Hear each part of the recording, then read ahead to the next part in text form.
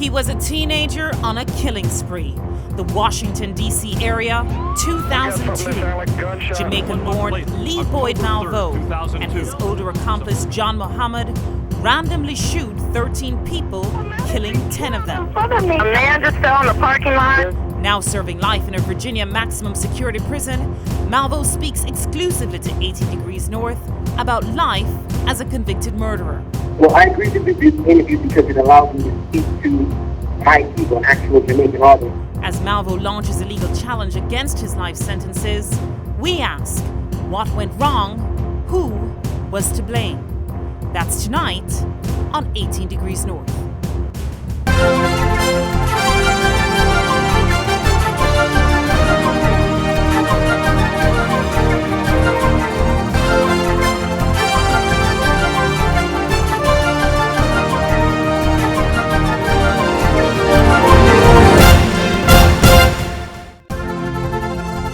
"18 Degrees North" is brought to you by Grace Coconut Water presents A Few Seconds with the world's fastest woman. When you step into the blocks, you've got to believe in yourself.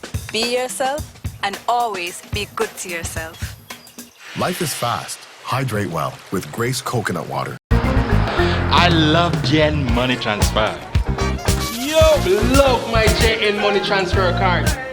I love the way they understand me. I just love how the money reach real fast. I love that it's my connection to home.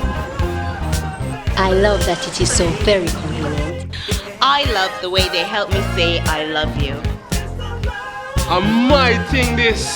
It's a love thing. Grace Coconut Water presents Quality Time with the world's fastest woman. My life is fast. Even when I'm not on the track, I'm busy running around. I always take the time to refresh. Life is fast. Hydrate well with Grace Coconut Water.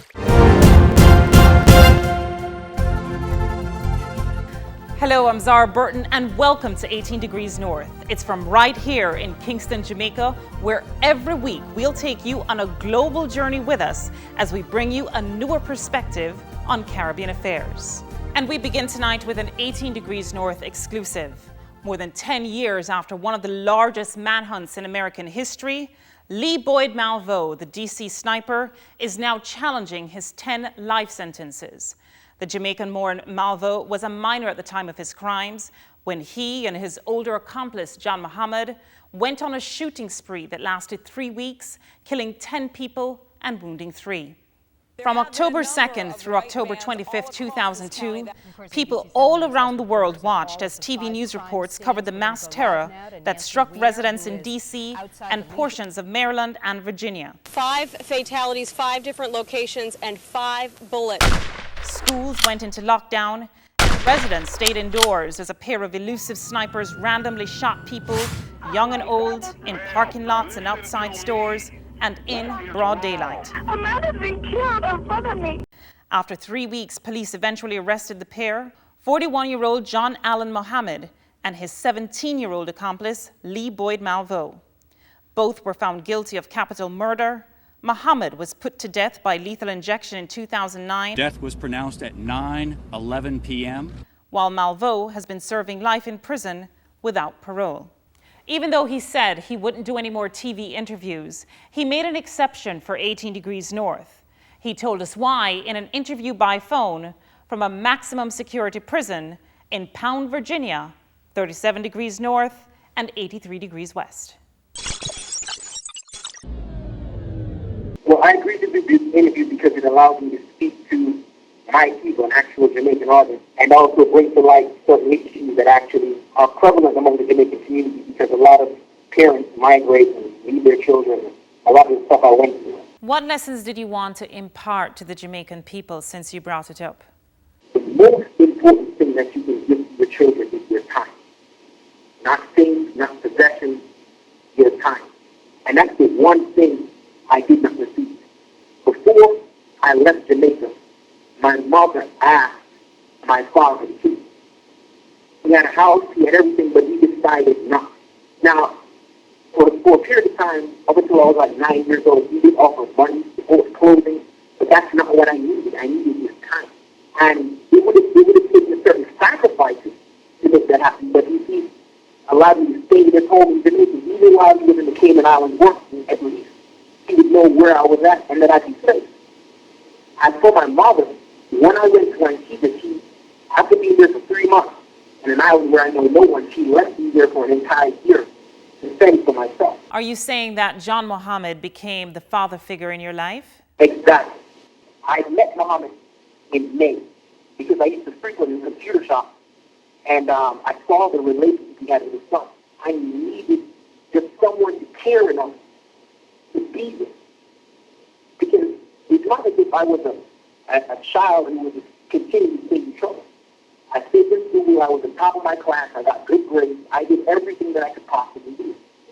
But I did not get that time. And John Mohammed gave you that time. You also said maybe he gave you too much time because from what I understand, he abused you. Talk to me about that. But that's what happens when you have a child or an adult with no supervision.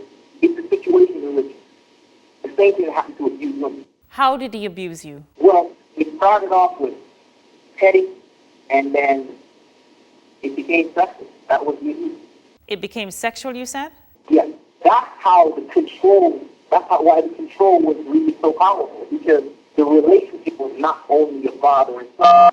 He was telling me what he's doing to me by using analogies of a hunter stalking a prey. It's very sick to think about, but that's exactly what happened. But when you were first incarcerated, you seemed to say that you had all the control in the world, you knew what you were doing. 11 years in, you're now changing your tune. Are you more remorseful now? Yes. When you're 17 years old, it really doesn't sink in exactly what you've done.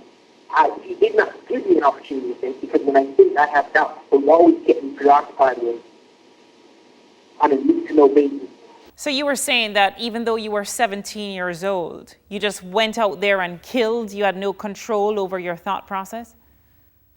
And I did what he asked me to do. And I wanted my father to chase after me the way he chased after his children. So in my mind, he was always the hero. So he had the key to my entire mind and how I worked. I had a lot of rage and self-hate because I had no roots. I mean, between the age of 7 and 15, I'd already lived with 21 different races. I stayed in cells longer than I've ever lived at any one place, at any point in time in my life. Most 17-year-olds know right from wrong. What was different here? What compelled you to think it was just okay to go out and shoot all these people?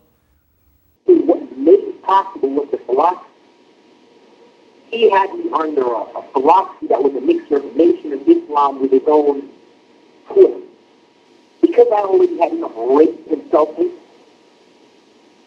it was easy to twist everything. He didn't get me like, look, when I met him for the first 9 months, let's go kill people. It was not like that. Let me ask you, how did Jamaica inform your criminal behavior? What age were you when you first picked up a gun, let's say?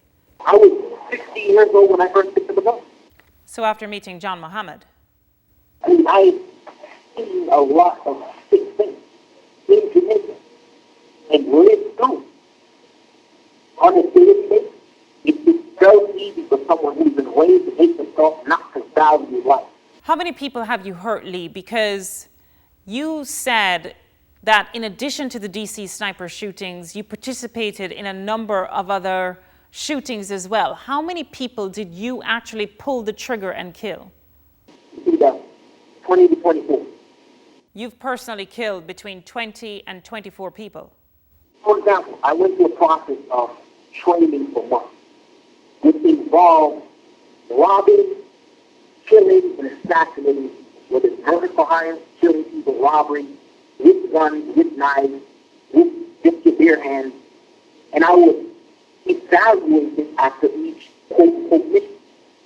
It happened every single day. The Boyd Malvo is every single day. I find it very hard to believe and fathom that there's a Lee Boyd Malvo being created every single day, that you're so damaged that you just go out there, wreak havoc and damage people's lives. I don't know if you understand when someone has complete control. The best analogy I can give you is when a woman stays in an abusive relationship for years, up until the point that she gets murdered and dies. And yet still cannot leave. For me to explain to you what it is for someone to control your diet, when you eat, what you eat, what you eat, what you live.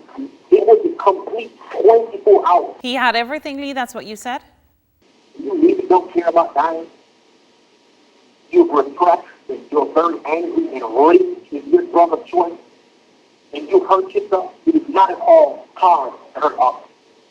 Lee, are you looking to bring up the story of abuse to get sympathy for the fact that you're in prison serving these life sentences?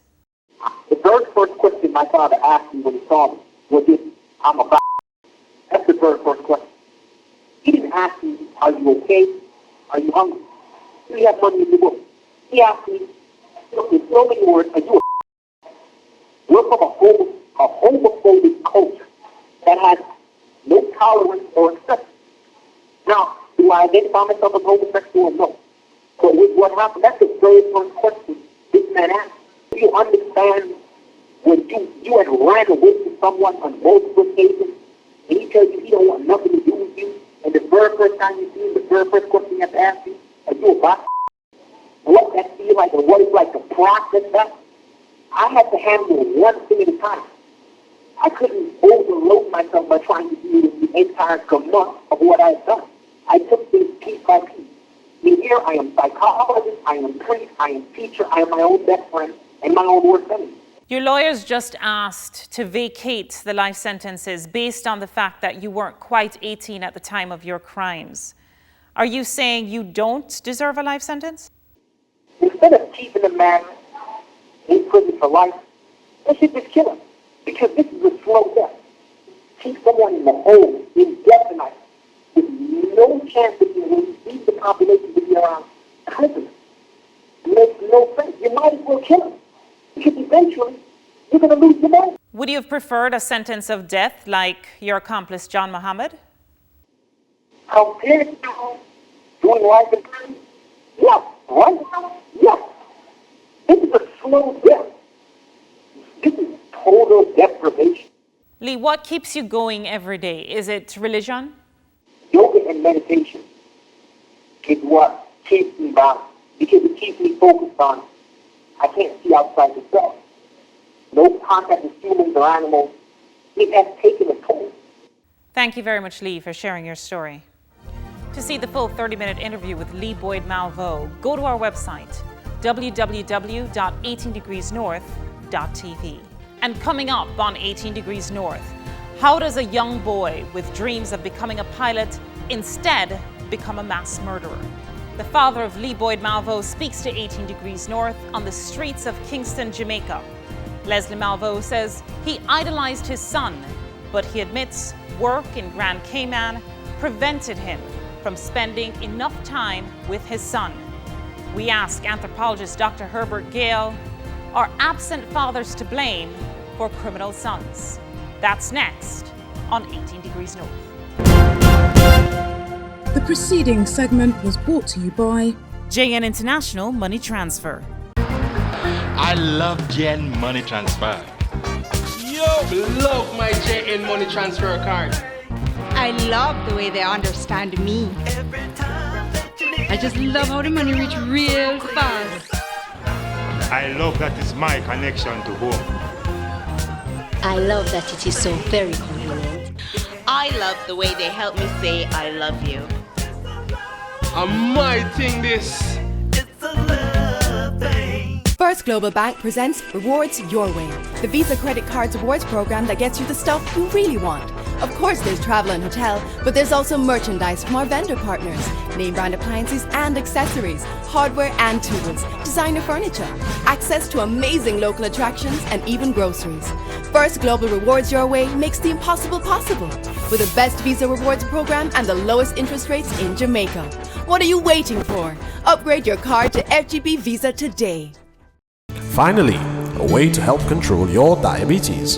Introducing Caribbean Dreams Cinnamon Mint Diabetic Tea. Caribbean Dreams Cinnamon Mint Diabetic Tea is all natural and sweetened with Stevia Leaves, a plant sweetener that's safe for diabetics. Cinnamon increases the body's ability to regulate blood sugar. Peppermint is high in antioxidants and soothes the stomach. Take control of your diabetes with Caribbean Dreams Cinnamon Mint Diabetic Tea.